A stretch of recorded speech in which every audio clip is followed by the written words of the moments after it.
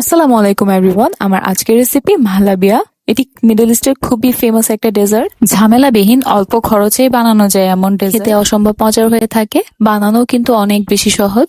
10-15 মিনিটের মধ্যে কিন্তু বানিয়ে ফেলতে পারবেন এই ডেজার্টটি। চলুন রেসিপিটি শুরু করা যাক। প্রথমে একটা প্যানের মধ্যে নিয়ে নিব 1.5 কাপ পরিমাণ লিকুইড দুধ। দুধটা দিয়ে চুলাটা জ্বালিয়ে দিলাম। তারপরে যখন একটা বলক চলে আসবে তার মধ্যে দিয়ে দিব পরিমাণ মতো চিনি। আমি এখানে 1/2 কাপ পরিমাণ ইউজ করেছি। আপনারা আপনাদের স্বাদ মতো চিনি এখানে বাড়িয়ে কমিয়ে দিতে পারবেন।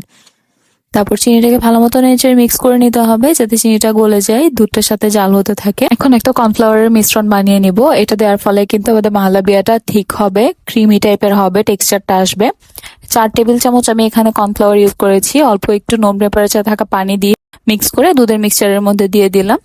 দিয়ে একদম অনবরত নাড়তে থাকতে হবে, না হলে কিন্তু নিচে লেগে যেতে পারে। এখন অল্প একটু লবণ দিয়ে দিলাম। 1 টেবিল চামচ দিয়ে দিলাম ঘি। ঘিটা দিলে ফ্লেভারটা অনেক ভালো আসবে, তাই দেওয়ার চেষ্টা করবেন। এখন সবকিছু একসাথে আবারও নেড়েচেড়ে মিক্স করে নিব। ডানো ক্রিম দিয়ে দিলাম আমি এখানে 1/2 কাপ পরিমাণ। ডানো ক্রিমটা দেওয়ার ফলে কিন্তু এটা টেস্ট আরো বেশি বেড়ে যাবে। ভালো মতো আবারও নেড়েচেড়ে মিক্স করে নিব। এখন দিয়ে দিচ্ছি কনডেন্স মিল্ক 1/2 কাপ পরিমাণ। কনডেন্স মিল্কটা অবশ্যই দেওয়ার চেষ্টা করবেন।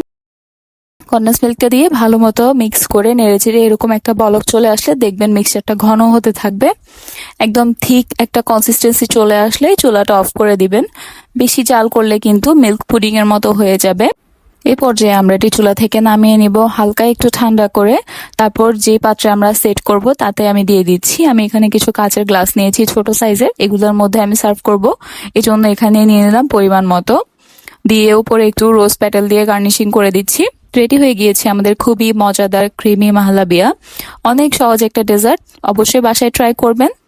খেতেও কিন্তু অনেক মজার হয়ে থাকে, অল্প কিছু উপকরণে কিন্তু বানিয়ে ফেলা যায়। আশা করি আমার রেসিপিটি ভালো লেগেছে। ভালো লাগলে চ্যানেলটা সাবস্ক্রাইব করবেন, ভিডিওটিতে একটি লাইক দিবেন আর ভিডিওটি শেয়ার করে দিবেন। আল্লাহ হাফেজ।